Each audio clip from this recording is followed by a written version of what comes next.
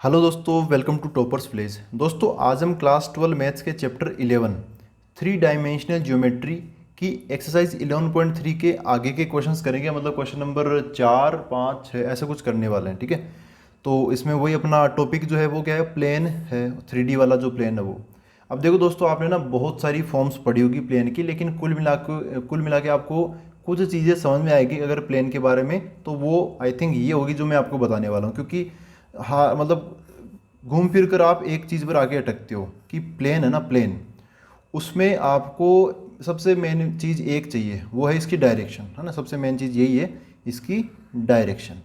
और जब भी मैं एक प्लेन के डायरेक्शन की बात करता हूँ, जैसे ये प्लेन है तो प्लेन की डायरेक्शन ये नहीं इस प्लेन के ऊपर ऊपर चलना है, नहीं।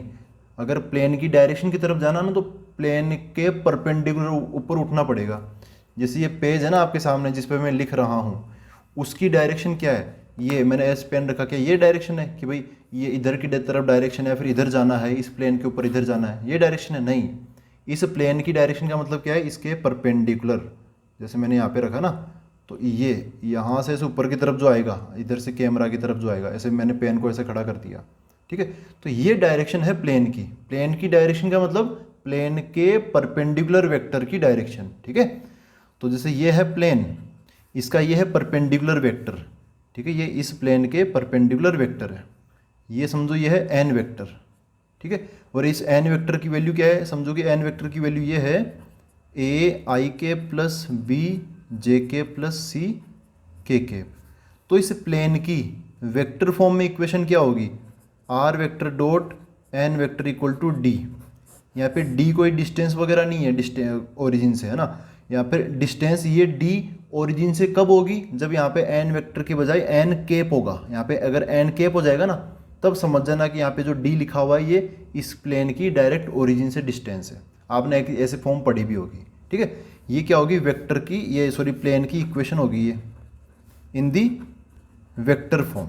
ठीक है, ऐसे ही जब ये सिचुएशन हो, अब देखो यार, ये परपेंडिकुलर वेक्टर, ये क्या है, नॉर्मल वेक्टर, इसको बोलते हैं नॉर्मल वेक्टर। नॉर्मल मतलब क्यों, ये नॉर्मल है ना। ठीक है, यहाँ पे नॉर्मल है, ये नॉर्मल मतलब ये प्लेन के नॉर्मल है। नॉर्मल मतलब परपेंडिकुलर होना, ये परपेंडिकुलर वेक्टर है टू दी प्लेन। ठीक है, अब अगर ये नॉर्मल वेक्टर आपको ऐसे ना मिले तो आपको दूसरी स्टाइल में और मिल सकता है। आप यही ऑब्जर्व करोगे, बहुत सारे सवाल करोगे ना, तो आपको यही चीज़ समझ में आएगी क्या, कि इस प्लेन के परपेंडिकुलर जो वेक्टर है ना, उसके आपको डायरेक्शन रेशियोज मिल जाए, डी आर। और डी आर क्या होंगे, यही होंगे a b c, a comma B comma C. Direction ratios d r है ना, डी आर मतलब डायरेक्शन रेशियोज, उनमें हम कोमा लगा लगा के लिखते हैं ऐसे। और इसी चीज़ को अगर हमें वेक्टर में लिखना हो तो पहले नंबर के साथ आई कैप लगा देते हैं, दूसरे के साथ जे कैप और तीसरे के साथ के कैप लगा देते हैं। ठीक है, तो जनरली देखो ऐसा हम दो पार्टीशन क्यों करते हैं, क्योंकि एक तरफ ये एक ही सिक्के के दो पहलू है, हेड और टेल। उसी तरीके से एक ही प्लेन को लिखने के दो तरीके हैं, वेक्टर फॉर्म और इधर की तरफ कार्टेशियन फॉर्म। कार्टेशियन फॉर्म क्या होगी इस प्लेन की, वो ऐसा हो जाएगी, देखो यहाँ पर डायरेक्शन रेशियोज क्या, ए बी सी, तो ऐसा बन जाएगा A x plus B Y plus C Z equal to D. ठीक है, आप यहाँ से यहाँ पे स्विच कर सकते हो आराम से।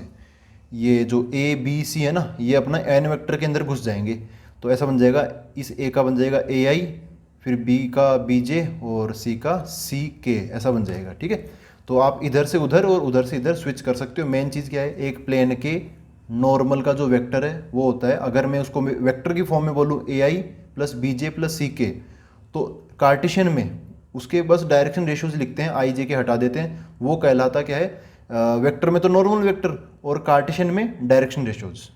ठीक है, ये दोनों बात एक ही है। कार्टेशियन में डायरेक्शन रेशियो बोल देते हैं और वेक्टर में नॉर्मल वेक्टर बोल देते हैं।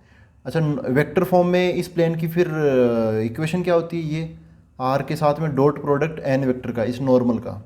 ठीक है, और कार्टेशियन फॉर्म में क्या होता है, ये जो है ना direction ratios a b c, ये एक्स वाई जेड के साथ में बैठ जाते हैं बराबर डी।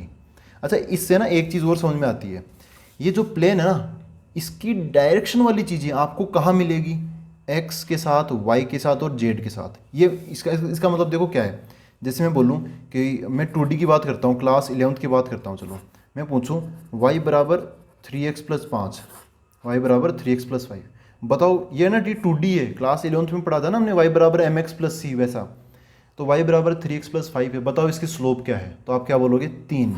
आप इसी को स्लोप क्यों बोलोगे, इसको क्यों नहीं बोलोगे, क्यों, क्योंकि आपको पता है 11th क्लास में जो हमने लाइन पढ़ी ना, स्ट्रेट लाइन 2D, उसमें जो स्लोप मिलती है, स्लोप मतलब डायरेक्शन, वो कहाँ पर मिलती है, इस x के साथ में मिलती है। तो उसी टाइप की नज़रें आप यहाँ पर भी जमा लो, वहाँ पर आपकी नज़रें जम चुकी है, y बराबर mx प्लस सी, एक्स के साथ वाला क्या होगा, स्लोप होगी, m होगी, डायरेक्शन होगी वो, ठीक है। ऐसे यहाँ पर भी नज़रें जमा लो। अगर आपको कोई प्लेन की इक्वेशन ऐसी दिखाई देती है, ax plus B Y plus सी जेड बराबर डी, समझ जाना उसकी डायरेक्शन क्या है, a comma B comma C, क्या है, a comma B comma C, direction ratios. यहाँ पे कोई स्लोप नहीं होती, यहाँ पर क्या होता है, डायरेक्शन रेशियोज। वो कहाँ मिलेंगे, x के साथ, y के साथ, z के साथ, तीनों के साथ आपको मिलेंगे। तो आई होप ये जो मैं आपको बात बता रहा हूँ ना, ये बहुत बड़ी बात है। आप बहुत सारे क्वेश्चंस करोगे ना, पूरी एक्सरसाइज आपको समझ में आ जाएगी ना, तब आपको पता चलेगा कि अल्टीमेटली यही एक चीज़ है इस प्लेन के परपेंडिकुलर वेक्टर, जिससे हम इधर आ जाते हैं वेक्टर फॉर्म और इधर आ जाते हैं कार्टेशियन फॉर्म, ठीक है। सारी जितनी भी फॉर्म्स है ना, वो इन्हीं दोनों फॉर्म्स के अराउंड घूमती रहती है। तो अभी हम स्टार्ट करते हैं क्वेश्चन नंबर 4 से। देखो दोस्तों, क्वेश्चन नंबर 4 ये है, इन दी फॉलोइंग केसेज, यहाँ पर ना 4 केसेज है, काफ़ी बड़ा क्वेश्चन है। इसमें बोला है find the coordinates of foot of perpendicular drawn from origin. Origin से उस प्लेन पर हम डालेंगे परपेंडिकुलर, वो परपेंडिकुलर कहाँ जाके लगेगा, वो हो जाएगा फुट ऑफ परपेंडिकुलर। जैसे समझो कि ये तो अभी मैंने वेक्टर यहाँ से ऊपर की तरफ उठाया है, जब ऊपर से अगर मैं वापस इस पर परपेंडिकुलर डालूँ तो परपेंडिकुलर यहाँ आके लगेगा ना, ये वाला जो पॉइंट है ये वाला, इसी को बोलते हैं फुट ऑफ परपेंडिकुलर, ठीक है। तो ऐसे हमें कोऑर्डिनेट बताने, जब हम परपेंडिकुलर कहाँ से डाल रहे हैं, 0 0 0 से, ओरिजिन से। अभी डायग्राम से और समझाऊंगा मैं आपको, ठीक है। और यहाँ पे ये सब प्लेन की इक्वेशन ये दे रखी है। देखो दोस्तों, स्टार्ट करने से पहले मैं आपको एक छोटी सी चीज़ समझा दूँ कि एक मतलब रिवीजन टाइप का ही है ये। जैसे ये वाला जो पॉइंट है ना, ये पॉइंट, ये समझो कि ये है अपना x1, y1, z1, ठीक है। और ये जो पॉइंट है दूसरा वाला, वो समझो b पॉइंट है, ये है x2, y2, z2। हम a से b की तरफ जा रहे हैं ना, a से b की तरफ। तो ये जो लाइन है ए बी, इसके डायरेक्शन रेशियोज क्या होंगे, direction ratio of A B क्या होंगे, ये वो निकालते हैं x2 माइनस x1 है ना, फाइनल माइनस इनिशियल करके, x2 माइनस x1, फिर coma y2 minus y1, y2 minus y1, और फिर z2 minus z1, z2 minus z1। ऐसे हमें 3 नंबर मिल जाते हैं। यही क्या हो जाते हैं, इस लाइन के या फिर इस वेक्टर के डायरेक्शन रेशियोज, ठीक है। अब देखो यहाँ पे क्वेश्चन पे आते हैं वापस। यहाँ पर क्या बोला है, इन दी फॉलोइंग, ये फुट ऑफ परपेंडिकुलर में बताना, तो इसका डायग्राम बनाएं। डायग्राम बनाते चलो। तो इसका डायग्राम मैं यहीं बना लेता हूँ, इधर बना लेता हूँ ऐसे। ये अपना कौन सा हो गया, जेड एक्सिस, काफ़ी बड़ा बन गया। ये वाई एक्सिस हो गया, और ये समझो ये ऐसा एक्स एक्सिस हो गया, ठीक है। अपना जो प्लेन है, वो प्लेन हम कहीं यहाँ कहीं पर ऐसे ले लेते हैं, ठीक है। इधर कहीं पर हम ले लेते हैं अपना प्लेन। अब देखो, हमें ओरिजिन से, यहाँ पे क्या बोला है, foot of perpendicular, perpendicular drawn from the origin. इस ओरिजिन से हम इस पर परपेंडिकुलर डालेंगे, तो समझो कि वो ये ओ है, यहाँ से इस पे परपेंडिकुलर, समझो कि वो ऐसे जाके ऐसे मिल रहा है ना, यहाँ पर जाके मिल रहा है। वो तो आगे मैंने ऐसे जानबूझकर निकाल दिया, आगे इसका काम पड़ेगा, लेकिन समझो कि यहाँ पे आके ये परपेंडिकुलर लग गया, ठीक है। यहाँ पर ये क्या है, इस पर एग्जैक्टली परपेंडिकुलर ऐसे 90 डिग्री पर मिल गया हमें। तो ये जो पॉइंट पी है ना, ये वाला पॉइंट पी, ये पॉइंट पी हमें बताना है। अपना क्वेश्चन यही है कि foot of find the coordinates of foot of perpendicular. यहाँ पर फुट ऑफ परपेंडिकुलर क्या कौन हो गया, पी। यहाँ पे मैं बोल देता हूँ foot of perpendicular drawn from origin, वो क्या है, पी। और जब पी के कोऑर्डिनेट पता नहीं, पी के कोऑर्डिनेट्स हमें पता करने हैं, तो पी के कोऑर्डिनेट्स में मान लेता हूँ x1, y1, z1, ठीक है। ये मैंने लेट कर लिया, और यही अपना क्वेश्चन है, क्वेश्चन मार्क। ये पी पॉइंट हमें बताना है। कैसे बताएंगे, देखो प्लान बनाते हैं इसका। यहाँ पर देखो दोस्तों, अपना जो प्लेन है ना, प्लेन है वो क्या है, 2x plus 3y plus 4z minus 12 बराबर 0, ऐसे है। तो अब देखो यार, ये जो प्लेन है ये यहाँ पर है, ऐसा हो गया ना, ओ से पी, और फिर ये ऊपर की तरफ जा रहा है। ये जो पी से ऊपर की तरफ जो निकला ना, ये डायरेक्शन, ये भी एक मैं वेक्टर समझ लेता हूँ। अब देखो यार, ये पूरी लाइन ऐसे आर पार हो गई, इस प्लेन के आर पार हो गई, और यहाँ पर इधर परपेंडिकुलरली इसको कट भी कर रही है ना। तो वो ओ से लेके पी तक ये जो वेक्टर है, ओ पी वेक्टर, ये इस प्लेन के परपेंडिकुलर, ये अपना प्लेन है। और जो इस पी के बाद में जो ये हिस्सा है, ये भी क्या इस प्लेन के परपेंडिकुलर ही है, ठीक है। और जो प्लेन के ऐसे ऊपर की तरफ निकलता है उसको मैं जनरली क्या बोल देता हूँ, ऐसे एन वेक्टर बोल देता हूँ कि भाई ये नॉर्मल वेक्टर है, प्लेन के नॉर्मल है ये। तो यहाँ पर भी प्लेन के परपेंडिकुलर बोले तो नॉर्मल वेक्टर कौन है, ये वाला मतलब इसको मैं बोलता हूँ, ये क्या है अपना एन वेक्टर ही है, ठीक है। ये क्या है, नॉर्मल वेक्टर प्लेन के परपेंडिकुलर। और ये प्लेन के परपेंडिकुलर जो वेक्टर है वो क्या होगा, तो देखो यहाँ पर मैंने बोला था कि अगर नॉर्मल वेक्टर ये है ए i plus b j plus c के, ठीक है, तो इसके जो डायरेक्शन रेशियोज होंगे वो हो जाएंगे ए बी सी। और हमें उस केस में जो प्लेन की इक्वेशन है ना वो ऐसी मिलेगी A x plus B Y plus C Z बराबर डी, ठीक है ना। तो आप समझ सकते हो कि यहाँ पे x के साथ में a है, y के साथ में b है, z के साथ में c है। यही a b c n vector को तैयार करते हैं a i plus b j plus c के। तो यहाँ पर जो एन वेक्टर होगा ना, ये एन वेक्टर ये यहीं से निकला होगा, देखो ये रहा, ये ए है, ये बी है और ये सी है। वही कह रहा हूँ मैं, नजरें जमा लो आप। जैसे 2D में नहीं बोलते थे हम कि भाई y बराबर एम एक्स प्लस सी है, स्लोप कहाँ मिलेगी x के साथ में, वैसे यहाँ पर भी नजरें जमा लो। एक प्लेन की इक्वेशन ये है a x plus B Y plus C Z बराबर डी, जो भी है। तो आपको प्लेन के डायरेक्शन रेशियोज या फिर नॉर्मल वेक्टर वो क्या होगा, तो ये x के साथ, y के साथ, z के साथ जो नंबर है ना 2 3 4, यही यहाँ पर इस प्लेन के परपेंडिकुलर जो वेक्टर होगा ना, नॉर्मल वेक्टर, उसके कंपोनेंट्स होंगे। तो ये जो n वेक्टर वो 2 3 4 से मिलके बना होगा, मतलब ऐसे 2i के प्लस 3j के प्लस 4k के, ठीक है, ऐसा मिलके बना होगा। या फिर आप ऐसे बोल सकते हो कि यहाँ पर जो n वेक्टर है, n वेक्टर देखो क्या है, n वेक्टर है सॉरी 2 है ना, 2 सॉरी ये 2i के प्लस 3j के प्लस 4k के। तो जो n वेक्टर है ना उसके डायरेक्शन रेशियोज, n वेक्टर के डायरेक्शन रेशियोज क्या होंगे, 2 3 4, 2 3 4, है ना। ये जो ए आई बी जे सी के है, इनके आई जे के हटा दो तो डायरेक्शन रेशियो तो सिंपल से मिलते हैं, 3 नंबर मिलते हैं ए बी सी। तो यहाँ पे 2 3 4 का 2 3 4 ये बच गया, डायरेक्ट एन वेक्टर के डायरेक्शन रेशियोज आ गए। अच्छा एक काम करो यार, देखो ओपी वेक्टर और एन वेक्टर दोनों पैरेलल ही है, क्योंकि दोनों एकदम एक लाइन में आ रहे हैं ना, एकदम ऐसे लाइन में आ रहे हैं। तो जो ओपी वेक्टर ना यहाँ से लेके यहाँ तक, ये इसके डायरेक्शन रेशियो और उसके डायरेक्शन रेशियो प्रोपोर्शनल हो जाएंगे। देखो मैं क्या कहना चाह रहा हूँ, पहले ओपी वेक्टर के डायरेक्शन रेशियो तो निकालो। ओ क्या है 0,0,0, जो पी पॉइंट है जो हमें चाहिए वो हमने क्या माना है x1 y1 z1। तो पी पॉइंट क्या है x1, y1, z1, ऐसा है। तो अभी अभी मैंने आपको क्वेश्चन स्टार्ट होने से पहले बताया था कि अगर 2 पॉइंट यहाँ से यहाँ तक हम इनको ज्वाइन कर रहे हैं तो उसके डायरेक्शन रेशियो हम कैसे निकालते हैं, x2 - x1, फिर y2 - y1, z2 - z1, ऐसे करके निकालते हैं। तो यहाँ पर मैं बोलूँ कि direction ratio of OP vector ये क्या होगा, तो p वालों में से o वालों को माइनस कर देंगे हम, मतलब x1 - 0 है ना, ये o यहाँ पर, p यहाँ पर, मेरे को इसके डायरेक्शन रेशियो चाहिए। तो x1 - 0 हो जाएगा, कितना x1 हो गया। फिर y1 - 0 हो जाएगा, कितना y1 हो गया। ऐसे ही z1 - 0 हो जाएगा, z1 हो जाएगा, ठीक है। ये किसके वेक्टर हो गए, ये किसके डायरेक्शन रेशियो हो गए, ओपी के। इसके डायरेक्शन रेशियो निकाल लिए, 2 पॉइंट दे रखे थे तो उस तरीके से मैंने निकाल लिए। और इस प्लेन के परपेंडिकुलर जो वेक्टर है उसके डायरेक्शन रेशियो भी मैंने निकाल ली। वो कहाँ पर मिलते हैं, एक्स वाई और जेड के साथ में ही मिलते हैं, ठीक है। अब देखो OP vector versus n vector, n vector OP vector, ये दोनों हम यहाँ पे डायग्राम में साफ साफ दिख रहा है कि जो एन वेक्टर है और जो ओपी वेक्टर है दोनों आपस में क्या है, पैरेलल है कि नहीं पैरेलल। देखो आपको ऐसा लग रहा होगा पैरेलल कहाँ है, तो एक ही लाइन में है।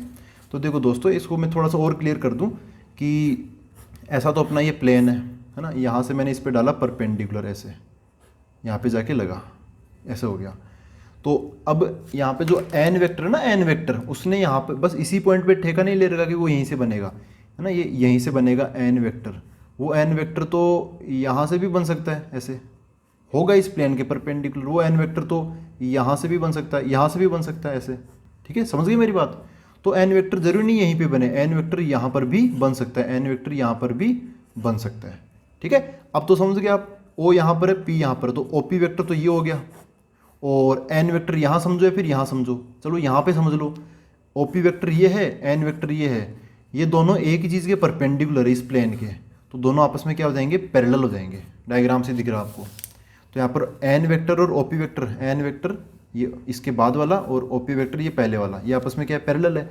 और जब भी दो वेक्टर क्या होते हैं पैरेलल, है ना, दो वेक्टर जब भी क्या होते हैं पैरेलल, या फिर इनको आप बोल सकते हो कोलिनियर वेक्टर्स, आपस में पैरेलल कोलिनियर वेक्टर्स ही होते हैं, तब उस केस में इनके जो डी आर है ना, डी आर मतलब डायरेक्शन रेशियोज इन दोनों के, वो होते हैं क्या, प्रोपोर्शनल होते हैं। क्या होते हैं, प्रोपोर्शनल। ठीक है, इसका मतलब क्या है, हम यहाँ पर एन वेक्टर के जो डायरेक्शन रेशियोज है ये 2 3 4, और जो ओपी वेक्टर के जो डायरेक्शन रेशियोज है x1 y1 z1, इनका जब रेशियो लेंगे ना तो हमें आंसर सेम ही मिलता है। मतलब यहाँ पर इनका रेशियो लेंगे वो क्या आएगा, सेम आएगा। तो देखो क्या होगा, यहाँ पे मैं ओपी वालों को ऊपर रख लेता हूँ ना ऐसे, तो ये क्या है, जैसे मतलब प्रोपोर्शनल, इसका मतलब क्या हो जाएगा x1/2, x1/2, है ना। डायरेक्शन रेशियो इसके ओपी वेक्टर के मतलब ये, और एन वेक्टर मतलब ये वाला, ये मैंने तभी इनको साथ साथ रखा है। तो x1 के नीचे 2 आ जाएगा, y1 के नीचे 3 आ जाएगा, मतलब उल्टा भी लिख सकते हो 2/x1 3/y1, लेकिन मैं एक्चुअली x1 y1 z1 निकालना, तो इनको मैं ऊपर रखूंगा ना, इनको थोड़ा सम्मान दूंगा। जो 2 3 4 पहले से पता उनको क्यों सम्मान दूंगा मैं। यहाँ पर क्या है, y1/3 एंड z1 कितना 4 आ जाएगा। ठीक है, तो इतना हो गया। भूलना मत, अपना मेन पर्पज़ क्या है, ये पी पॉइंट के कोऑर्डिनेट्स फोटो परपेंडिकुलर निकालना, x1 y1 z1 चाहिए हमें। अब देखो दोस्तों, जैसे जब भी ऐसी सिचुएशन आती है ना मैथमेटिक्स में, आपने जरूर नहीं इसी चैप्टर में कई बार देखा होगा, जब भी 3 रेशियो बराबर आते हैं तो हम जानबूझकर एक तीसरा नंबर ले लेते हैं। मैंने यहाँ पे लेमडा ले लेते हैं, चौथा नंबर ले लेते हैं लेमडा। लेमडा भी मान लो कि इनके बराबर ही है, ठीक है, इसको हमने लेट कर लिया ऐसे। तो यहाँ से x1, ये x1 वाले को लो, लेमडा वाले को लो, तो यहाँ से x1 की वैल्यू क्या आ जाएगी, ये 2 उधर चला गया, 2 लेमडा। अच्छा, y1 की वैल्यू क्या आ जाएगी, y1 हो जाएगा, इधर ही लिख लो चलो इसको, y1 की वैल्यू कितनी हो जाएगी, ये 3 उसके पास चला गया, 3 लेमडा। z1 की वैल्यू क्या आ जाएगी, 4 लेमडा। x1 y1 z1 ये हो गया। अब देखो यहाँ पर जो हमें p पॉइंट चाहिए, जो p पॉइंट चाहिए ना p, वो p पॉइंट क्या है, x1 y1 z1, ये पॉइंट हमें चाहिए। x1 की जगह 2 लेमडा आ गया, तो p पॉइंट को अपडेट कर दो, क्या आ जाएगा 2 लेमडा, y1 की जगह 3 लेमडा और z1 की जगह 4 लेमडा। अब अगर मेरे को ये लेमडा मिल जाए ना एक बार, तो मज़ा आ जाए, क्योंकि फिर हमें ये पी पॉइंट मिल जाएगा।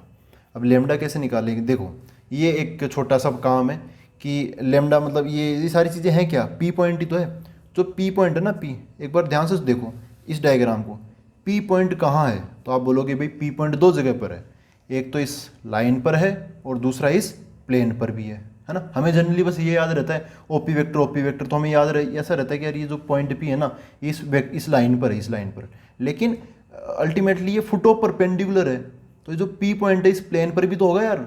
फुटो परपेंडिकुलर कहीं हवा में क्यों होगा, पहले थोड़ी खत्म हो जाएगा। जब परपेंडिकुलर जाके उस पर लगेगा, तो जहाँ पे लगेगा वो वाला पॉइंट होता है फुटो परपेंडिकुलर, तो ऑब्वियसली उस पॉइंट को प्लेन पे ही होना जरूरी है ना। तो जो पॉइंट पी है ना, पी, वो इस प्लेन की इक्वेशन को भी सेटिस्फाई करेगा, करेगा नहीं करेगा। तो मैं यहाँ पर ये सब चीज़ें अब अगले पेज में लिखता हूँ, जो भी मैंने आपको बताया। तो देखो दोस्तों, अगले पेज में मैंने क्या किया, एक तो ये प्लेन की इक्वेशन लिख ली कि भाई ये जो प्लेन है ना, ये प्लेन, उसकी इक्वेशन ये है। फुटो परपेंडिकुलर क्या था, पी x1 y1 z1 ऐसा हमने माना था।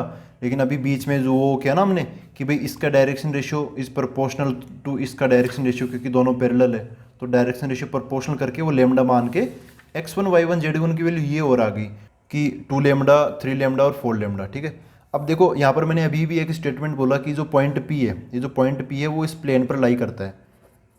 Point P lies on plane also.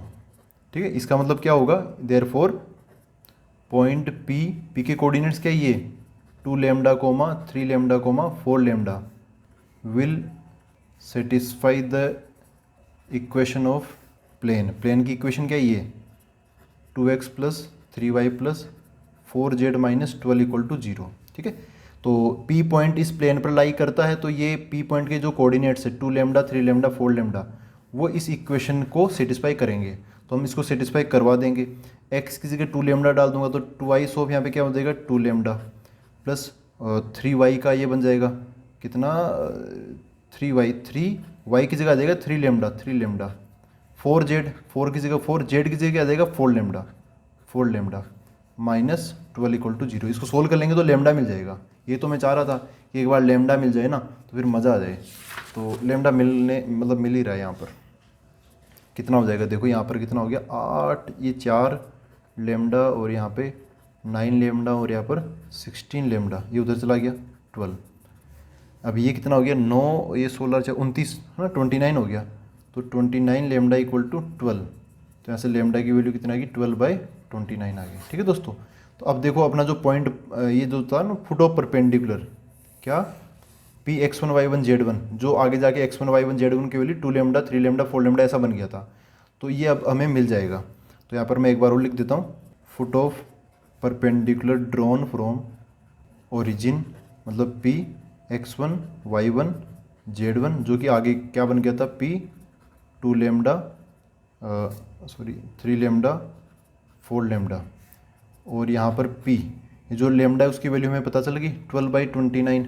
तो क्या बन जाएगा, ये यहाँ पर आ जाएगा 12/29, यहाँ पर भी आ जाएगा, यहाँ पर भी आ जाएगा। ये 2 के साथ में मल्टीप्लाई में तो बन जाएगा 24/29। ये 12 इंटू 3 तो 36/29 एंड 12 इंटू 4 तो 48/29 ऐसा बन जाएगा। ठीक है दोस्तों। तो ये बन गया अपना फुट ऑफ परपेंडिकुलर। तो आई होप ये तरीका आपको समझ में आया। इसमें ना कैसे कैसे करते हैं, सबसे पहले डायग्राम बनाओ, डायग्राम बनाने के बाद में वो इसके जो परपेंडिकुलर ना, जो मतलब ऐसे कर लो, डायग्राम बनाओ, ये पॉइंट P मान लो। अब इस OP के डायरेक्शन रेशियोज निकाल लो, वो हमेशा ये आएंगे x1 y1 z1। फिर इस प्लेन के परपेंडिकुलर जो वेक्टर है ना n वेक्टर, उसके डायरेक्शन रेशियोज निकाल लो, 2 3 4, वो यहीं पर हमें मिल जाएंगे। इन दोनों का हम रेशियो बराबर रख देते हैं, लेमडा के बराबर रख देते हैं। फिर वहाँ से हम x1 y1 z1 निकाल लेते हैं, और ये जो x1 y1 z1 है इसको हम वापस इस प्लेन में सेटिस्फाई करवा देते हैं। ठीक है, ये काम करते हैं। तो अब ये फर्स्ट पार्ट हुआ ना, अब आगे वाले पार्ट्स हम फटाफट कर लेंगे। तो देखो दोस्तों, ये है सेकंड पार्ट क्वेश्चन नंबर 4 का। इसमें भी हमें वही फुट ऑफ परपेंडिकुलर बताना है। तो मैं डायग्राम बना लेता हूँ, ऐसा कुछ डायग्राम ले लेते हैं नॉर्मल सा। x y z हो गया, यहाँ पर समझो कि अपना ये प्लेन बन जाएगा ऐसे। इस पर परपेंडिकुलर डाल देते हैं, तो परपेंडिकुलर यहाँ से हम परपेंडिकुलर यहाँ पे डाल देते हैं। ठीक है, यहाँ पर ऐसे ये परपेंडिकुलर हो गया, ये O है, यहाँ पर ये पॉइंट P हो जाएगा। और इसी प्लेन का जो परपेंडिकुलर वेक्टर है वो समझो यहाँ पर बना लो, इस बार यहाँ पे बना लो, है ना। ये हो जाएगा अपना n वेक्टर हो जाएगा। ठीक है, ये मतलब ये आपस में पैरेलल ही होंगे। इसको थोड़ा, यार मेरा हैंड है ना तो थोड़ा सा तिरछा था तो ये ढंग से नहीं बना। ऐसे ये हो गया परपेंडिकुलर वेक्टर, और यहाँ से ऐसे ऐसे बन जाएगा, यहाँ पर फिर अगेन परपेंडिकुलर वेक्टर। ठीक है, तो ऐसा हुआ। अब यहाँ पे जो पॉइंट P है ना, मतलब फुट ऑफ परपेंडिकुलर जो P है उसको मान लो x1, y1, z1। ठीक है, अच्छा तो ये बताओ कि ये जो O से लेके P तक की जो ये वेक्टर है O से P तक का, उसकी डायरेक्शन रेशियोज क्या होंगे OP के। तो क्या करते हैं हम, P के कोऑर्डिनेट्स मैंने क्या माने x1 y1 z1, O के क्या है 0, 0, 0। तो क्या हो जाएगा, दोनों को माइनस कर लेते हैं ना, बस डायरेक्शन रेशियो तो आसान है, कोऑर्डिनेट्स को माइनस कर लो। x1 - 0 x1 हो जाएगा, y1 - 0 y1 हो जाएगा, और z1 - 0 z1 हो जाएगा। ठीक है, अच्छा अब यहाँ पे देखो ये जो n वेक्टर है ना, ये क्या है, ये नॉर्मल वेक्टर है। इसका सीधा सीधा संबंध इस प्लेन से है, किससे, प्लेन से। प्लेन की इक्वेशन क्या है, ये 3y + 4z - 6, 3y + 4z - 6। यहाँ पे x वाली चीज़ नहीं है ना, तो x वाली चीज़ को ऐसे समझ लो 0 × x है। ठीक है, तो ये होगी इस प्लेन की equation complete, 0x + 3y + 4z - 6 = 0। यहाँ पर ये जो x के साथ y के साथ और जो z के साथ नंबर है ना, यही इसके डायरेक्शन रेशियो होते हैं, इसके परपेंडिकुलर के। तो यहाँ पे d of direction ratio of n vector ये क्या हो जाएंगे 0, 3 और 4, 0, 3 एंड 4। ठीक है, ये हम यहाँ से निकालते हैं। यहाँ पर x के y के z के कोएफिशिएंट होते हैं ना, वही यहाँ पे डायरेक्शन रेशियोज होते हैं, ये मिल गए। अब देखो जो OP वेक्टर है वो और जो n वेक्टर ये क्या है, पैरेलल है। OP वेक्टर को आगे बढ़ाएंगे या फिर n वेक्टर को थोड़ा पीछे लाएंगे तो ये क्या होंगे, ऐसे पैरेलल वेक्टर्स होंगे। तो यहाँ पे मैं एक चीज़ लिख देता हूँ, चूँकि OP वेक्टर लिख लो इस पैरेलल टू n वेक्टर, तो क्या होगा, इनके जो डायरेक्शन रेशियोज होंगे वो क्या होंगे, प्रोपोर्शनल होंगे। तो हम क्या लिखें, इनके रेशियो लिख लेते हैं। तो x1/0 आ जाएगा, क्या आ जाएगा x1/0। ये नीचे की तरफ 0 आगे, से घबराना नहीं है ना, ये एक रिप्रेजेंटेशन है, एक कंपेरिजन टाइप का, ये आप इसकी टेंशन मत लो। y1 के नीचे 3 आ जाएगा, y1/3, और z1 के नीचे 4 आ जाएगा, z1/4। मैंने इसके डायरेक्शन रेशियोज मतलब ये, और इसके डायरेक्शन रेशियोज मतलब ये, इनका रेशियो ले लिया। और क्योंकि प्रोपोर्शनल में क्या होता है, रेशियो बराबर होता है, तो वो रेशियो बराबर कर दिया। बराबर लेमडा में हमेशा मतलब यहाँ पर हमेशा लेंगे ऐसे क्वेश्चन में लेंगे पुट ऑफ परपेंडिकुलर वालों में। तो यहाँ से x1 क्या मिल गया 0 इंटू लेमडा 0, y1 कितना हो गया 3 into lambda 3 lambda, and z1 कितना हो गया 4 लेमडा। ठीक है, x1 y1 z1 हमें मिल गया। लेकिन अभी वो लेमडा पूरी तरीके से हटा नहीं है, हमें जो पॉइंट P चाहिए था x1 y1 z1 वो ऐसा हो जाएगा P x1 की जगह क्या आ जाएगा 0 कोमा, y1 की जगह क्या आ जाएगा 3 लेमडा कोमा, z1 की जगह 4 लेमडा आ जाएगा 4 लेमडा। वो जो पॉइंट P था ना x1 y1 z1 उसको हमने अपडेट कर दिया ये वाली वैल्यूज़ डालकर। अब हमारा जो पूरा फोकस है वो ये लेमडा पता करने में है। अब ये जो पॉइंट P है ना P इस प्लेन पर उपस्थित है ना, इस प्लेन के ऊपर है ये पॉइंट P, तो ये जो पॉइंट P है ना ये इस प्लेन की इक्वेशन को सेटिस्फाई करेगा। क्या देगा satisfy the equation of plane, ये प्लेन की इक्वेशन को सेटिस्फाई भी करेगा। प्लेन की इक्वेशन क्या है ये 3y + 4z - 6, तो 3y + 4z - 6 = 0।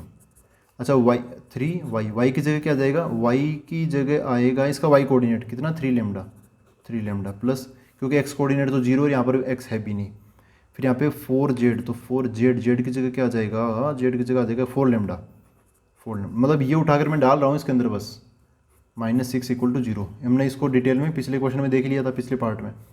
ये कितना हो गया, ये 6 उधर चला जाएगा, ये कितना हो गया 9 और ये 16, 9 और 16 25, 25 लेमडा = 6। तो यहाँ से लेमडा की वैल्यू कितनी आ गई 6/25 आ गई, कितनी 6/25। ठीक है दोस्तों, अब देखो यार यहाँ पर ना मेरे पास वो जगह खत्म हो गई, हमें पॉइंट P चाहिए था। Ultimately we want point P में बस लेमडा की कमी थी, लेमडा की वैल्यू कितनी आ गई 6/25 आ गई। तो ये लेमडा की वैल्यू यहाँ से उठाकर आप यहाँ पे जब रखोगे ना तो आपको 0,3 लेमडा, तो 3 लेमडा की जगह आ जाएगा 6/25, तो 3 × 6 18/25 मिल जाएगा। 4 लेमडा, तो लेमडा की जगह ये 6/25 आएगा, तो 24/25 मिल जाएगा। ठीक है, तो ये 25 आएगा नीचे की तरफ। आई थिंक पीछे की तरफ आंसर में कुछ मिस्टेक लग सकती है आपको, तो नीचे की तरफ आप अपडेट कर लेना 25 इज़ दी करेक्ट आंसर, नीचे की तरफ 25 आएगा। ये हो गया अपना, यहाँ पर मैं छोड़ रहा हूँ। अच्छा, इसको एक काम करता हूँ, अगले पेज पे लिख ही देता हूँ, आप कंफर्म कर लेना। और अब बी पार्ट हो गया, फिर सी पार्ट भी देखते हैं हम। तो देखो दोस्तों, यहाँ पे पार्ट बी का जो फोटो परपेंडिकुलर था ना पी, वो ये था 0, 3 लेमडा और 4 लेमडा। लेमडा की वैल्यू ये आ गई 6/25, यहाँ पर डाल देंगे तो 6 या 18 बन जाएगा, और ये 4 है यहाँ पे 6, तो ये 24 बन जाएगा। ठीक है, ये हो गया अपना करेक्ट आंसर। ठीक है, आप एक बार मैच कर लेना तो ये बन जाएगा सही आंसर। अब आते हैं हम यहाँ पे पार्ट सी पर। यहाँ पे देख रहा है x + y + z = 1 है। तो अगर मैं डायग्राम बनाऊँ तो इसका जो प्लेन का डायग्राम होगा वो कुछ ऐसा सा होगा।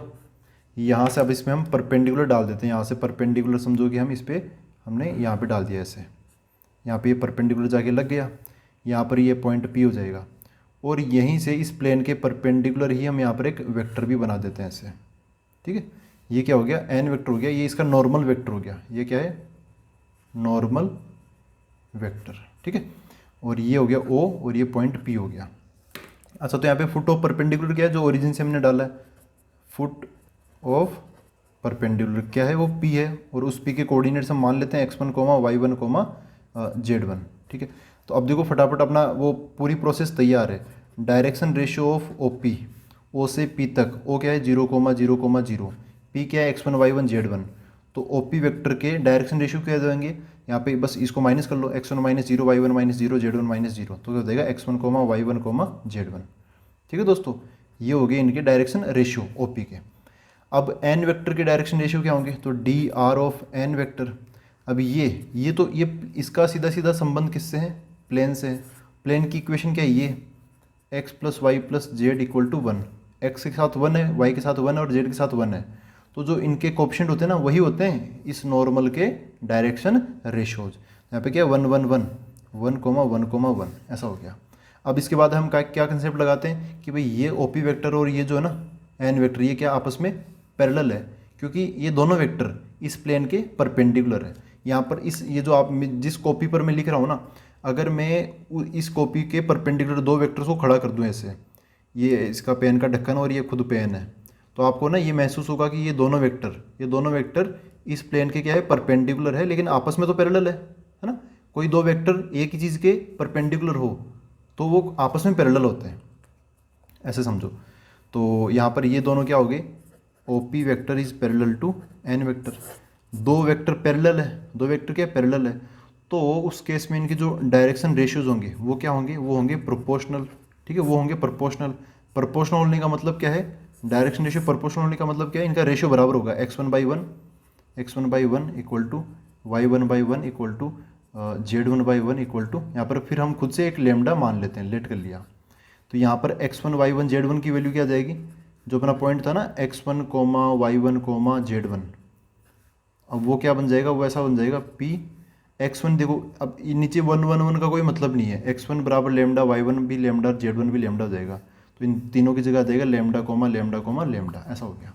अब ये जो पॉइंट P है, ये पॉइंट P इस प्लेन के ऊपर भी है। तो मैं यहाँ पर एक स्टेटमेंट लिखता हूँ कि जो पॉइंट P है ना, पॉइंट P में x1 y1 z1 था, उसकी जगह मैं लेमडा लेमडा डाल रहा हूँ क्योंकि मेरे को यहाँ से पता चल गया कि lambda comma lambda comma lambda, इसके तीनों कोऑर्डिनेट सेम होंगे। Lies on x plus y plus z equal to 1, ये प्लेन है। तो जो पॉइंट P है ना, वो इस पर लाई करेगा क्योंकि वो फुट ऑफ परपेंडिकुलर ना उसके ऊपर है, डायग्राम में भी आप देख सकते हो। तो ये इसकी इक्वेशन को सेटिस्फाई करेगा। तो क्या हो जाएगा, x की जगह लेमडा, y की जगह लेमडा और z की जगह भी लेमडा इक्वल टू 1। तो क्या बन जाएगा 3 लेमडा इक्वल टू 1, बोले तो लेमडा इक्वल टू 1/3, ये हो गया। हमें क्या चाहिए, P पॉइंट चाहिए हमें, है ना, मतलब फुट ऑफ परपेंडिकुलर चाहिए, मतलब P पॉइंट चाहिए। P पॉइंट क्या है, x1 y1 z1 lambda lambda lambda, lambda की वैल्यू 1/3, तो आ जाएगा 1/3 1/3 ठीक है दोस्तों, ये बन गया अपने पार्ट सी का आंसर। अब देखते हैं पार्ट डी। तो देखो दोस्तों, पार्ट डी ये है 5y + 8 = 0। इसको थोड़ा मॉडिफाई करके अभी लिख लेंगे, लेकिन इसका ऐसे रफ डायग्राम बना लेते हैं कि ये प्लेन समझो कि यहाँ पर है, वही सेम टू सेम डायग्राम उसी टाइप का बनेगा। यहाँ से O और ये P पॉइंट हमें यहाँ पर मिल गया, परपेंडिकुलर बन गया, और ऐसे ही यहीं से एक परपेंडिकुलर हमने और उठा दिया। ठीक है, ऐसे ये है इसके प्लेन के परपेंडिकुलर हो जाएगा, प्लेन के परपेंडिकुलर। ये O है, यहाँ पर ये पॉइंट P है, तो ये OP वेक्टर हो जाएगा। यहाँ पर OP और N वेक्टर क्या हो जाएंगे, पैरेलल हो जाएंगे। अगर मैं इस N वेक्टर को थोड़ा पीछे की तरफ खींच लूँ तो ऐसे, है ना, आप समझ में आ रहा है, फीलिंग आ रही है ऐसे, ये OP और N वेक्टर क्या है, पैरेलल है। अच्छा, अब ये जो पॉइंट P है, पॉइंट P मतलब क्या, वही अपना फुट ऑफ परपेंडिकुलर। यार परपेंडिकुलर की स्पेलिंग बहुत बड़ी है। फुट ऑफ परपेंडिकुलर क्या है, P, तो P को मैं मान लेता हूँ x1, y1, z1, ये मान लिया। तो यहाँ पर अब direction ratio of OP vector, ये 0,0,0 हो गया। P अपना x1 y1 z1 है, तो दो पॉइंट पता हो तो उसके डायरेक्शन रेशियो क्या हो जाएंगे, दोनों पॉइंट्स में अंतर देख लो आप, x का अंतर, y का अंतर, z का अंतर। तो x1 - 0 x1 हो गया, ऐसे y1 हो गया, ऐसे z1 हो गया। ठीक है, ये हो गए इसके डायरेक्शन रेशियोज OP के। अब n वेक्टर के, इसके डायरेक्शन रेशियो क्या होंगे, direction ratio of n vector. ये जो n वेक्टर है ये तो सीधा सीधा प्लेन से संबंध रखता है। प्लेन की इक्वेशन क्या है, ये 5y + 8 = 0। यहाँ पर मैंने एक जगह छोड़ दी है, ये जगह इसलिए छोड़ी है ताकि एक्चुअली यहाँ पर अकेला y ही है, लेकिन यहाँ पे डायरेक्शन रेशियो जब लिखते हैं तो हमें तीनों जगह भरनी पड़ती है, x वाली भी, y वाली भी, z वाली भी। यहाँ पर x नहीं है तो आप इसको आप 0 × x समझ सकते हो, +5y प्लस यहाँ पे z नहीं है तो उसको आप 0 × z समझ सकते हो। अब x के साथ 0 है, y के साथ 5 है और z के साथ 0 है। ये जो 0, 5 और 0 ना, यही इस n वेक्टर के डायरेक्शन रेशियोज होते हैं, डायरेक्शन दिखाते हैं इसको।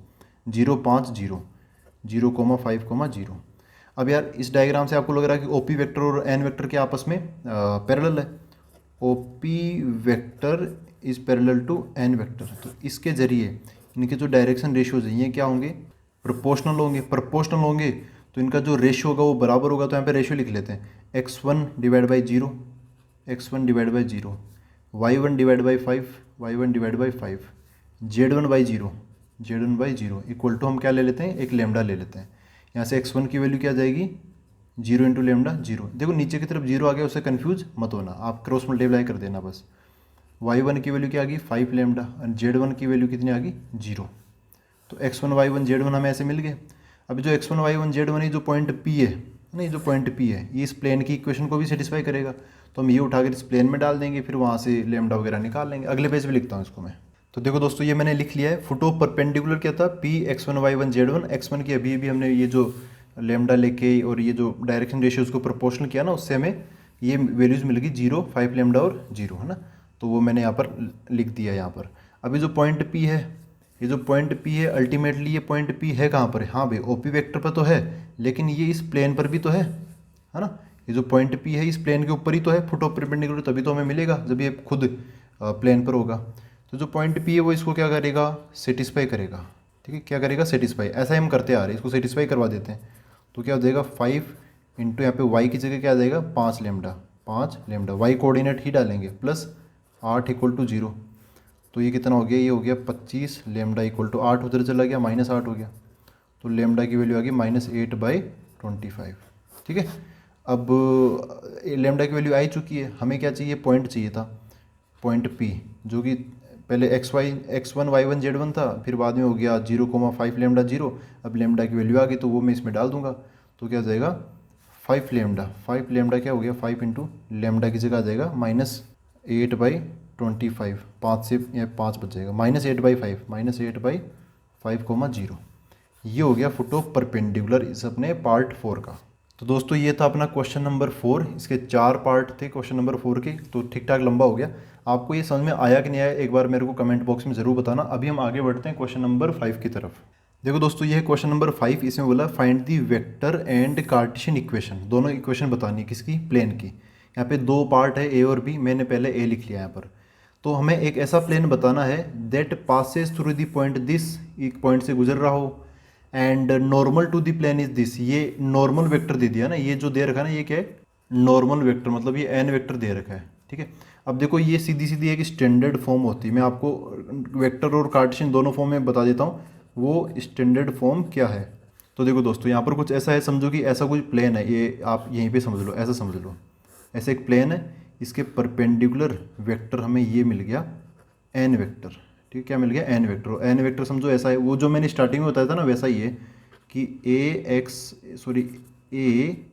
आई cap plus b j cap plus c k cap. तो इसके जो डायरेक्शन रेशियो है डी आर, वो क्या हो जाएंगे? A,B,C हो जाएंगे। ठीक है, जैसे यहाँ पर 1,1,-1 मिल जाएंगे हमें। ठीक है, तो इससे हम एक तो वेक्टर फॉर्म ना, वेक्टर फॉर्म कैसे निकालेंगे? वेक्टर फॉर्म सीधा सीधा क्या होता है? ऐसा इसके ऊपर एक कोई पॉइंट है, यहाँ पर एक कोई पॉइंट है, इसको पॉइंट को P समझ लो आप। इस पॉइंट का जो पोजीशन वेक्टर है ना वो है A vector, small a vector, और इसके जो कोऑर्डिनेट्स हैं वो है x1, y1, z1 ऐसे। तो आप a वेक्टर क्या हो जाएगा? a वेक्टर क्या हो जाएगा? वेक्टर में तो i j क्या लगता है? तो यहाँ पे x1 i cap, y1 j cap और z1 k केप ऐसे बन जाएगा। वेक्टर फॉर्म में इसकी इक्वेशन होती है r vector minus a vector dot n vector equal to 0। और जो कार्टेशियन फॉर्म है उसमें इक्वेशन इसकी ऐसी होती है, ये जो a है ना, ये a वो यहाँ पर आ जाएगा इसमें आगे की तरफ, और अंदर में आ जाएगा x माइनस x1, ये पॉइंट है ना, ये यहाँ पे आ जाएगा। फिर ऐसे ही b y माइनस y1, और ऐसे ही c z minus z1 equal to 0। यहाँ पर जो a b c है ये होते हैं डायरेक्शन रेशियो जो हमें मिलते हैं नॉर्मल वेक्टर से, और ये जो x1 y1 z1 है ये होता है पॉइंट जहाँ से प्लेन गुजर रहा है। तो सीधा सीधा फॉर्मेट तैयार है, यहाँ पे रख देंगे। ठीक है, और यहाँ पर भी वही बात है, ये जो a वेक्टर है ना ये पॉइंट हो गया और ये डायरेक्शन होगी, है ना, ये पॉइंट और ये डायरेक्शन। जैसे अपने वाले में क्या है, देखो अपने वाले में पॉइंट ये है, अपने वाले में पॉइंट क्या है 1,0,-2, 1,0,-2। तो ये x1 y1 z1 का काम कर रहा है। ये फिर आप इसको a वेक्टर में लिखना चाहो तो 1 है तो उसका i केप बन जाएगा, 0 का 0 j केप, छोड़ो उसको, -2 का -2 k केप बन जाएगा। और जो नॉर्मल वेक्टर n वेक्टर वो कितना है? ये i केप प्लस कितना है j, तो j cap minus k cap.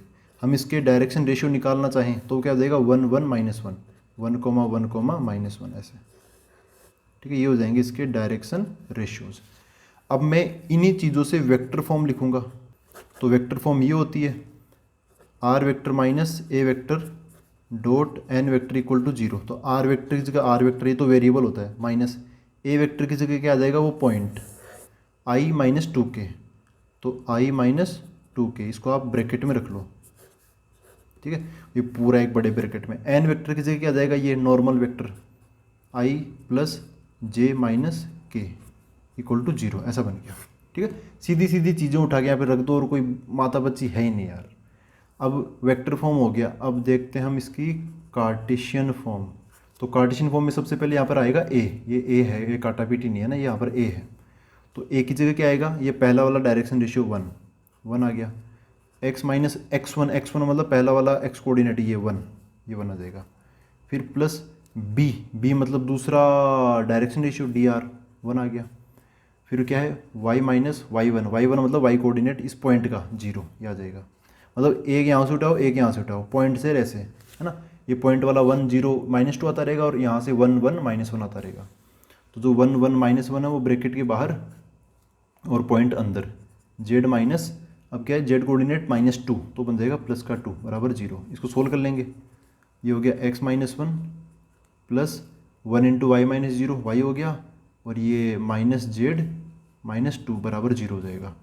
Solve करें तो यहाँ पे x, ये y और ये minus z, x plus y minus z equal to, यहाँ पे जो -1 है और ये जो -2 है ये बन जाएगा -3, उधर चला जाएगा तो 3 बन जाएगा। ये बन गया कार्टेशियन फॉर्म। वेक्टर फॉर्म को हम छेड़ते ही नहीं है, बस एक बार लिख दिया तो लिख दिया। कार्टेशियन फॉर्म को थोड़ा बहुत हम सोल्व कर लेते हैं। तो ये हो गया इसका पार्ट ए। याद रखना, जब भी हमें ऐसे एक पॉइंट मिल जाए और एक वेक्टर मिल जाए ना, तो वो जो अपनी जो प्लेन की इक्वेशन है वो ऐसे बन जाती है, r माइनस ए डॉट बाहर n कैप इक्वल टू 0। इधर कोई d वगैरह नहीं होता, सीधा 0, ठीक है। और कार्टेशियन फॉर्म में भी इधर RHS में सीधा 0। इधर की तरफ जो a b c है ये डायरेक्शन रेशियोज है नॉर्मल वेक्टर के, ये परपेंडिकुलर वाले ना इसके, और जो अंदर x1 y1 z1 है वहाँ से अपना प्लेन गुजरता ही है। ये पार्ट ए था क्वेश्चन नंबर 5 का। अब देखते हैं बी पार्ट। तो देखो दोस्तों, बी पार्ट ये है कि ऐसे एक ऐसा plane that passes through the point this, यहाँ पे ये पॉइंट दे रखा है 1,4,6। पॉइंट क्या है, पॉइंट है 1,4,6। तो इसको आप ए वेक्टर में लिखना चाहो तो क्या बन जाएगा, 1 इंटू आई कैप, तो आई कैप हो गया, 4 इंटू जे कैप एंड 6 के कैप, ये मिल जाएगा। ये पॉइंट का काम हो गया। अब हम यहाँ पे नॉर्मल वेक्टर की बात करें, नॉर्मल वेक्टर वो यहाँ पे दे रखा है, and the normal vector to the plane is this. तो ये एन वेक्टर कितना है, i cap minus 2 j cap plus k cap. तो ये वेक्टर तो हम काम में ले लेंगे वेक्टर फॉर्म में। कार्टेशियन फॉर्म में क्या काम में लेंगे, डी आर डायरेक्शन रेशियो। तो वो क्या है, यहाँ से क्या मिलेंगे, आई के साथ 1 है, जे के साथ -2 है और के साथ 1 है, ये मिल जाएंगे। तो अब मैं यहाँ पर वेक्टर फॉर्म लिख लेता हूँ। तो वेक्टर फॉर्म होगी r vector minus a vector dot n vector equal to 0। सीधी सीधी चीज़ें यहाँ पे लिख दो, ज़्यादा छेड़खानी करनी नहीं है। R vector minus a vector की जगह ये आ जाएगा पॉइंट, ब्रैकेट के अंदर लिख लो आई कैप -4 जे कैप, सॉरी प्लस है ना, हाँ प्लस 6 के कैप आ जाएगा। ये जो ये ब्रैकेट है ना, ये ब्रैकेट अब मैं क्लोज करूँगा ये ऐसे, क्योंकि एक ए वेक्टर की जगह भी ब्रैकेट आ गया, डॉट बाहर की तरफ एन वेक्टर ये अपना नॉर्मल वेक्टर। तो यहाँ पे आ जाएगा आई cap -2 j cap plus k cap equal to 0। ये क्या बन गई, अपनी वेक्टर फॉर्म है, इस प्लेन की वेक्टर फॉर्म, ठीक है। तो इधर देख लेते हैं हम कार्टेशियन फॉर्म। तो कार्टेशियन फॉर्म में क्या आएगा, यहाँ पर आएगा a और यहाँ पे x माइनस x1, फिर आएगा b y माइनस y1, फिर आएगा c z minus z1 equal to 0। अच्छा a b c, ये जो ना ये a b c बाहर वाले उनकी जगह ये आ जाएगा, ये a है, ये b और ये c है। तो यहाँ पे रख देंगे हम, a की जगह आ जाएगा 1 इंटू x माइनस x1 की जगह आ जाएगा ये x कोऑर्डिनेट कितना 1 आ जाएगा। फिर b की जगह आ जाएगा 2 मतलब -2, और यार ये तो -2 ठीक है, यहाँ लगा लो। फिर y माइनस y1 कितना आ जाएगा, ये 4, तो y माइनस 4। फिर आ जाएगा प्लस का c की जगह आ जाएगा, कहाँ है c, ये 1 है ना, हाँ ये 1 आ जाएगा, और z माइनस ये z कोऑर्डिनेट 6 आ जाएगा इक्वल टू 0। देखो दोस्तों यहाँ पे क्या बन गया, ये x माइनस 1 -2 को अंदर मल्टीप्लाई कर दो तो क्या बन जाएगा -2y प्लस 8, फिर z माइनस 6 इक्वल टू 0। इसको सोल्व करें तो मिल जाएगा x minus 2y plus z equal to, इन सबको RHS में भेज दो ना, RHS में, या फिर चाहो तो यहीं पे रख लो, बदले RHS में भेज दो, मैं RHS में भेज देता हूँ। यहाँ पर ये 8 है और ये -1 माइनस ये -7 हो गया, -7 और 8 प्लस का 1 इधर ही हो जाएगा, चलो यहीं पे रख लो, प्लस का 1 बराबर 0। मतलब सोल्व कर लो, आप खुद से सोल्व कर लेना, आप यहीं पे पहुँचोगे, ठीक है। तो ये हो गया अपना क्वेश्चन नंबर 5। अब देखते हैं हम क्वेश्चन नंबर 6। देखो दोस्तों, ये क्वेश्चन नंबर 6 यहाँ पर बोला है find the equation of the planes that passes through 3 points, है ना। हमें 3 पॉइंट से गुजरने वाला एक प्लेन बताना है, क्योंकि जैसे कोई प्लेन है तो ऑब्वियसली वो 3 पॉइंट्स उसके अंदर होंगे। अगर हमें पता चल जाएंगे तो वो प्लेन की इक्वेशन हम मतलब बता सकते हैं, है ना। तो यहाँ पे देखो 3 पॉइंट्स पता है ना, तो 3 पॉइंट्स पता होते तो एक तगड़ी सी फॉर्म लगती है। वो मैं आपको दिखाता हूँ, पिछले वाले लेक्चर में हमने ऐसा किया था। उस टाइम हमने इसका कोई एग्जाम्पल नहीं किया था। यहाँ पर क्या है, equation of a plane given क्या हो, 3 नॉन कोलिनियर पॉइंट्स। ये प्लेन नहीं है, पॉइंट्स है ये। देखो यहाँ पर दोस्तों हम नॉन कोलिनियर पर बहुत जोर डालते हैं। जैसे नॉन कोलिनियर का मतलब क्या है, एक सीधे लाइन में नहीं होने चाहिए, ऐसे ट्राइंगल की तरह होने चाहिए, है ना। ऐसे एक यहाँ पर, एक यहाँ पर, एक यहाँ पर, ऐसे एक सीधी लाइन में होंगे। उससे क्या होता है, हमें इन्फिनिट नंबर ऑफ प्लेन्स मिल जाते हैं। अभी मैं आपको उस चीज़ के बारे में बताऊंगा। जैसे पॉइंट ये है ए बी सी, ये हमें गिवन है। Position vector a vector b vector c vector, coordinates ऐसे ऐसे ऐसे गिवन है। तो यहाँ पर हम इसका जो ये प्लेन निकालने का जो तरीका होता है ना, वो ये होता है, आर सभी में से हम ए माइनस कर लेते हैं। ये जो ए है ना, वो सभी में माइनस कर लेंगे, r minus a, b minus a, c minus a. ये जो बी माइनस ए है और सी माइनस ए, इनका तो क्रॉस ले लेते हैं। जो भी आंसर आएगा उसका फिर हम इसके साथ डॉट ले लेते हैं, आर माइनस ए के साथ, ठीक है। अगर ये हो गई वेक्टर फॉर्म। जब आपको ऐसे वेक्टर वगैरह दे रखे हो ना, ऐसे वेक्टर दे रखे हो तो आप इसमें डाल दो, सोल्व कर लो। जब आपको कोऑर्डिनेट्स दे रखे हो ऐसे सिंपल, बिना आई जे के की चीज़, है ना, कोऑर्डिनेट्स दे रखे हो तो आप ऐसे भी निकाल सकते हो, कार्टेशियन फॉर्म में ना, ऐसे भी आप निकाल सकते हो। ये भी तरीका ठीक ठाक ही मतलब छोटा है ना। तो अब लेकिन फिर से मैं बता रहा हूँ यहाँ पे ना, सबसे पहले आपको इस पे जोर देना चाहिए, 3 नॉन कोलिनियर पॉइंट्स होने ही होने चाहिए। अगर कोलिनियर हो जाएंगे तो फिर इन्फिनिट नंबर ऑफ प्लेन्स बन जाते हैं। देखो इसको मैं एक ऐसे एग्जांपल से समझाता हूँ। जैसे ये समझो ऐसे कुछ है ना, ऐसे इसको मैंने मोड़ लिया है।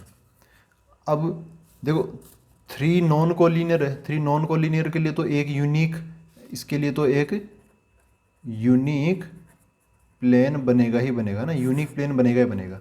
लेकिन ये तो 3 नॉन कोलिनियर है। अगर मैं कोलिनियर पॉइंट ले लूँ, एक यहाँ पे ले लिया ए, एक यहाँ पे ले लिया मैंने बी पॉइंट, और एक इसी लाइन में मैंने आगे चल के यहाँ पे ले लिया सी पॉइंट, है ना। अब ये तीनों पॉइंट एक लाइन में स्थित है ऐसे, तो ये कैसे पॉइंट्स हो गए, कोलिनियर पॉइंट हो गए। ए यहाँ पर, बी यहाँ पर और सी यहाँ पर, ठीक है। अब देखो दोस्तों, इनसे हम एक प्लेन नहीं निकाल सकते, कोई खास एक प्लेन। इनसे हम इन्फिनिट नंबर ऑफ प्लेन्स बता सकते हैं। तो इसमें क्या है, मतलब होंगे वो पॉसिबल।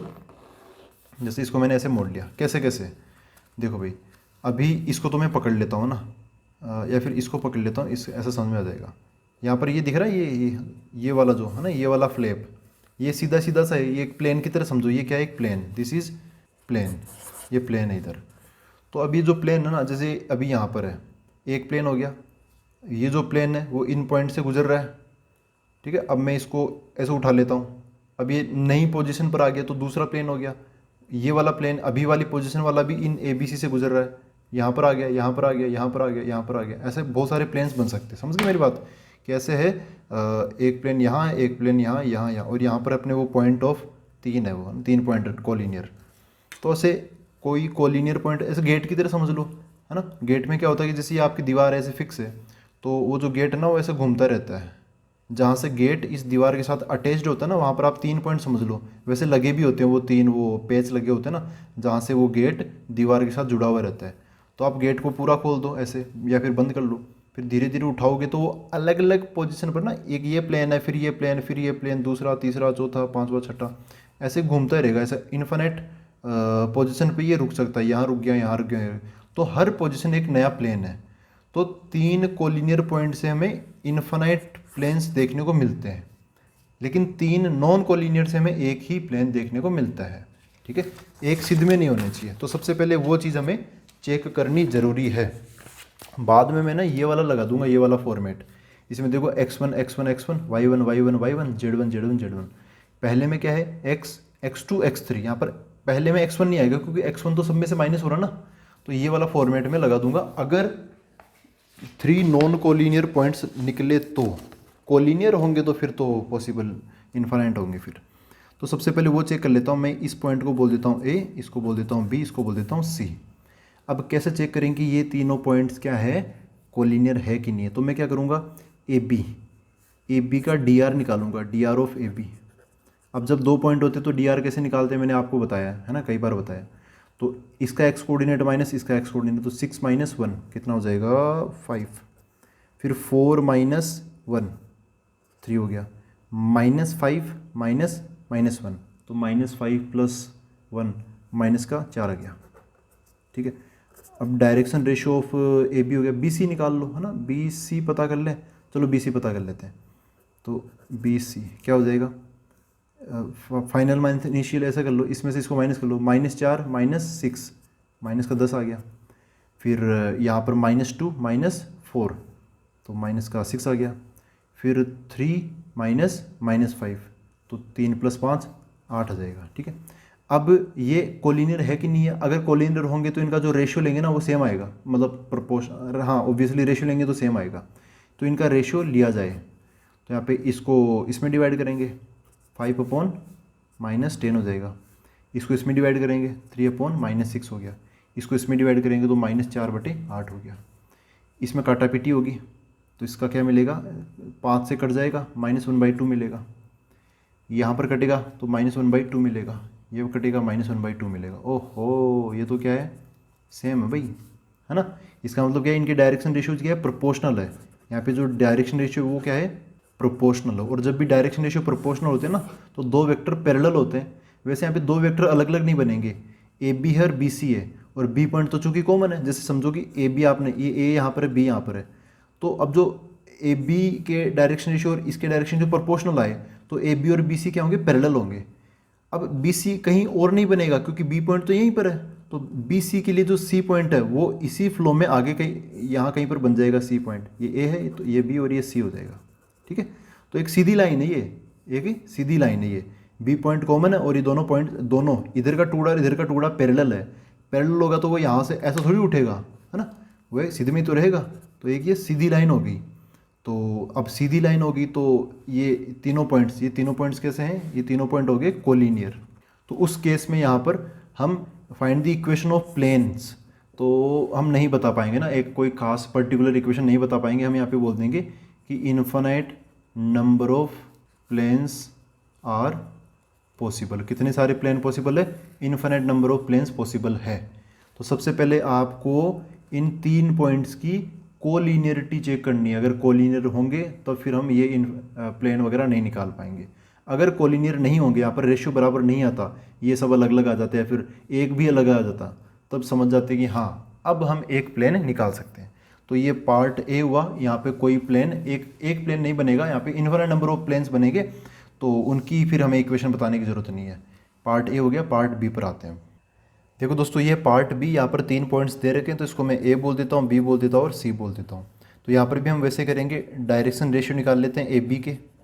कैसे करूँगा, ये बी वालों में से ए वालों को माइनस कर लूँगा, 1 - 1 0, फिर 2 - 1 1 हो जाएगा, और 1 - 0 वो हो जाएगा -1। ठीक है, सॉरी 1 - 0 तो 1 हो जाएगा ना यार, प्लस का 1 ही होगा। ठीक है, अब देख लेते हैं direction ratio of B C, देख लेते हैं बी सी।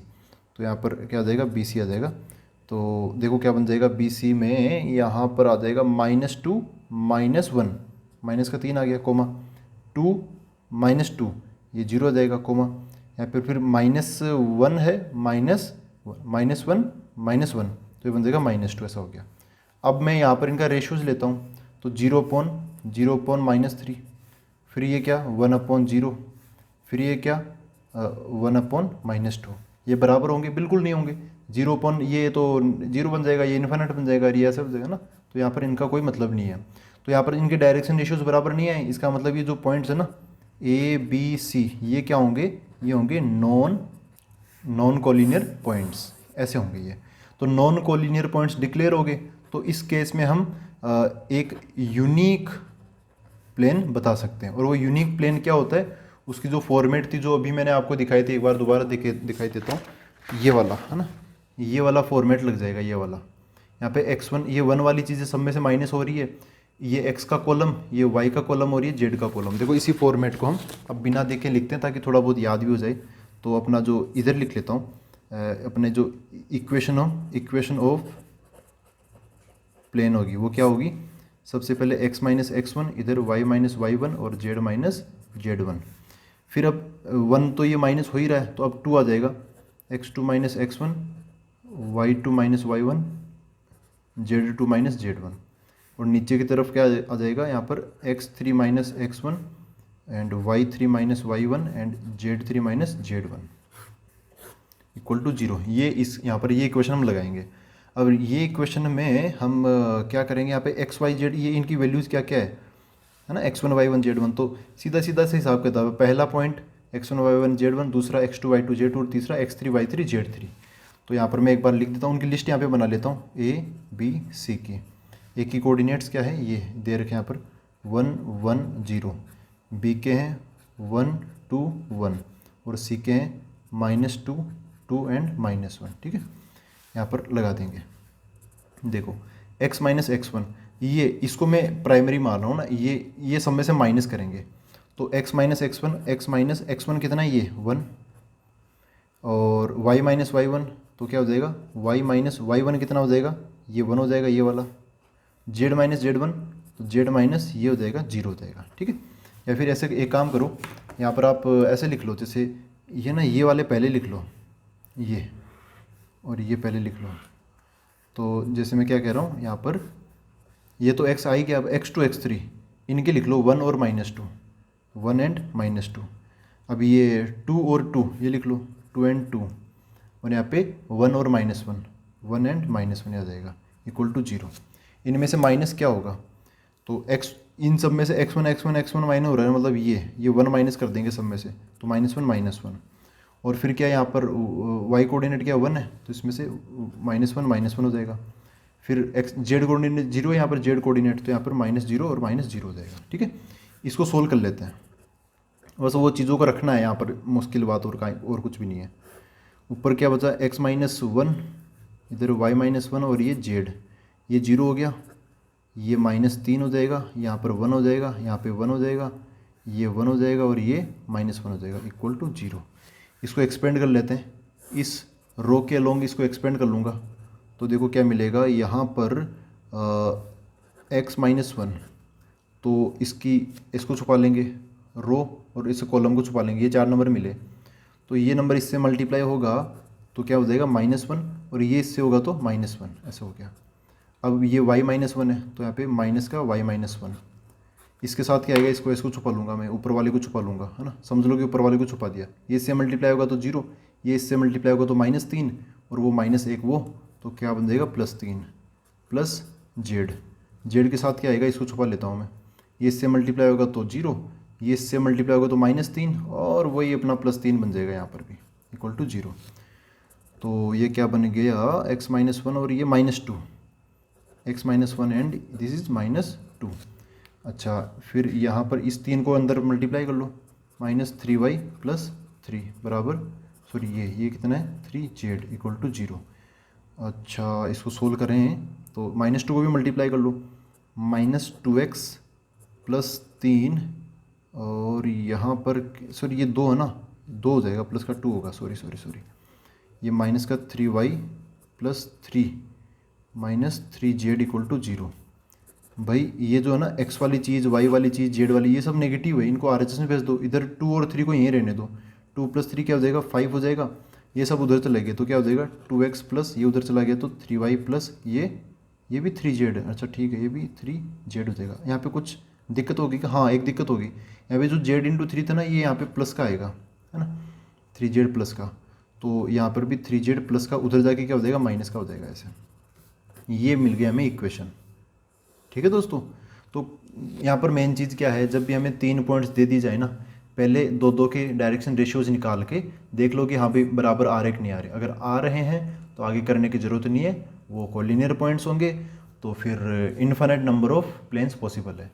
अगर इनके डायरेक्शन रेशियो सेम नहीं आ रहे तो नॉन कोलिनियर पॉइंट, तो फिर हमें एक यूनिक पॉइंट मिलेगा, और वो यूनिक पॉइंट निकालने का तरीका ये है। ये अगर आपको याद होगा ना, याद कर लो, थोड़ा बहुत पैटर्न आपको यहाँ पे दिख जाएगा, तो याद होगा तो फिर आप डायरेक्ट वैल्यूज़ पुट करना, डिटर्मिनेंट सोल्व करना, ये हम ऑलरेडी ये चीज़ें जानते हैं। ठीक है, तो आई होप दोस्तों आज के सारे क्वेश्चन आपको समझ में आए हैं, मैंने पूरी कोशिश की है। अब हम मिलते हैं अगले वीडियो के अंदर, आगे के क्वेश्चंस करेंगे। Thank you very much.